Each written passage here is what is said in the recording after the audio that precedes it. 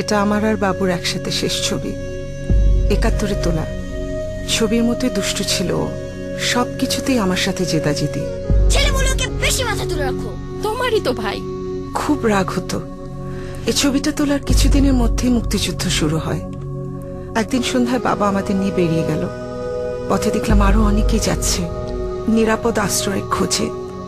ভয় ভীতি বাধা ডিঙিয়ে নদীর পাড়ে এসে বসে থাকলাম ভোরের অপেক্ষায়। মেয়েরা আর বয়স্করা প্রথম টিপে আর বাকিরা পরের টিপে। চলো চলো। এই প্রথম বাবু আমার কাছে হাঁটছে। বাবুর আগে আমি যাচ্ছি। কোথায় আমি খুশি হব, দুনিয়া ভেঙে আমার কান্না পাচ্ছে। পাড়ে নামতে হানাদার টহলপুর চলে আসে, গুলি করে। তারপর দৌড়াচ্ছি আর ভাবছি বাবা আর বাবুর সাথে বোধহয় জীবনে আর দেখা হবে না। হয়নি। বাবু বেঁচে থাকলে, বাবুর বয়স হতো ৪৫। ওই বয়সের কাউকে দেখলে আমি তাকিয়ে থাকি, বাবুকে খুঁজি।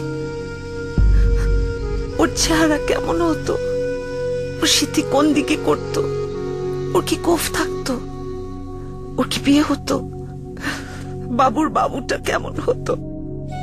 এরকম মর্মস্পর্শী ৩০ লাখ গল্পের বিনিময়ে আমাদের স্বাধীনতা। পুরো জাতির সাথে আমরা শ্রদ্ধা জানাই সেই শহীদদের।